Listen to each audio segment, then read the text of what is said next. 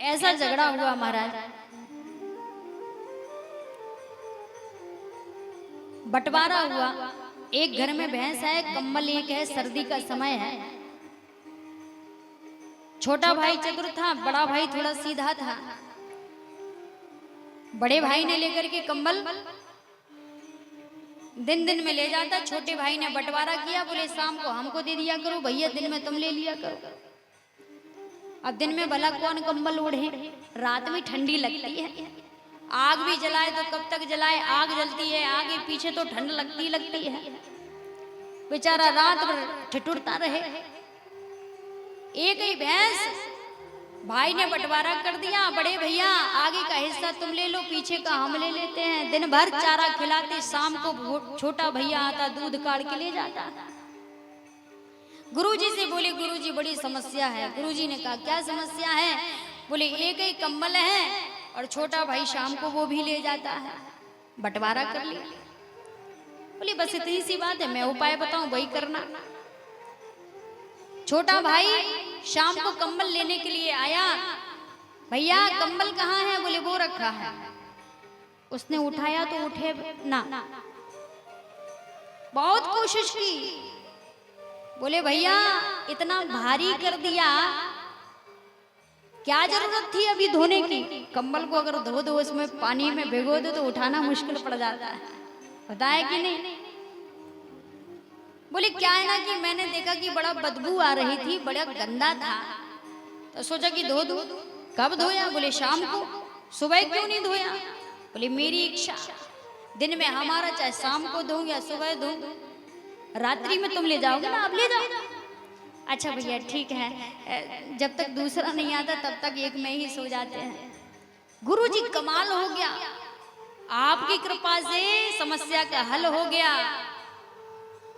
अब गुरुजी एक ही भैंस है, उसका बंटवारा कैसे हो? गुरुजी ने कहा बड़ी छोटी सी बात है, मैं जो उपाय बताऊं वो करना। जैसे ही छोटा भाई बाल्टी लेकर के आया, पात्र लेकर के आया और दोहन करने के लिए लगा, उसी समय बड़े भाई ने डंडा उठाया और भैंस के मुंह पे तड़ातड़ मारना चालू कर दिया। अब भैंस को जब मारोगे तो भैंस एक जगह खड़ी होगी, हिले डुले इधर भागे उधर भागे, और भागने में छोटे भाई का घुटना टूट गया। बोले ये क्या कर रहे हो? बोले आगे का हिस्सा हमारा, चाहे मैं हाथ फेरूं चाहे डंडा मारूं। बोले ऐसा है, एक दिन तुम चारा खिलाओगे, एक दिन हम चारा खिलाएंगे, ऐसे बंटवारा कर लेते हैं। तो कहने का अभिप्राय, संसारी भाइयों के जीवन में धन की दीवार खड़ी हो सकती है, पर भगवान ही धन की दीवार को खड़ा करके लीला करेंगे तो संसार को शिक्षा क्या मिलेगी? संसार को क्या संदेश देंगे?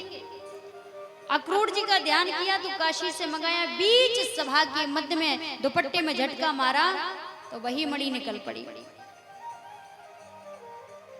थोड़ा सा स्लो करवा दो।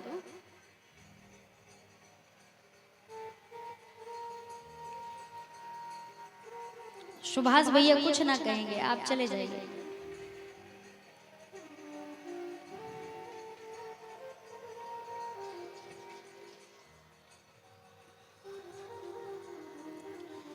बोलिए बाकी बिहारी लाल की, श्री हनुमान जी महाराज की। निवेदन कर रहे थे,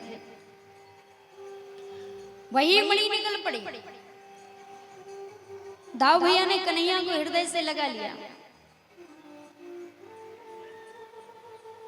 दाऊ भैया ने कन्हैया को हृदय से लगाया। कन्हैया मैं तो व्यर्थ में तुझ पर संदेह कर रहा था। ऐसे भगवान का तीसरा विवाह हुआ।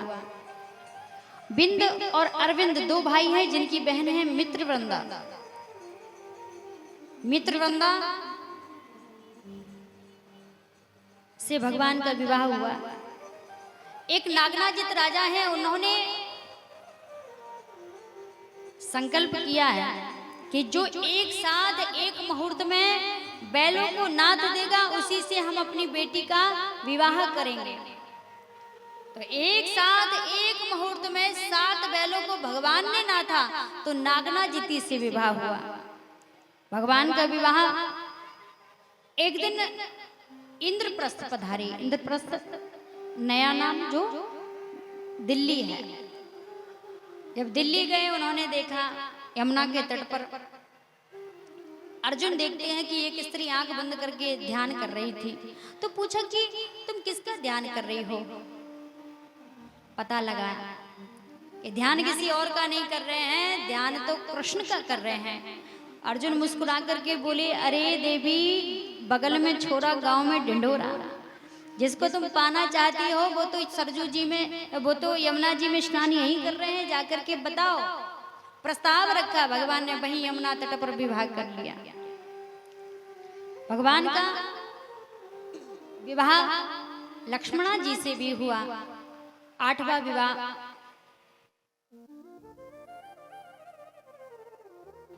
भद्रा जी से भगवान का विवाह हुआ। ऐसे भगवान के कितने विवाह हुए? ऐसे भगवान के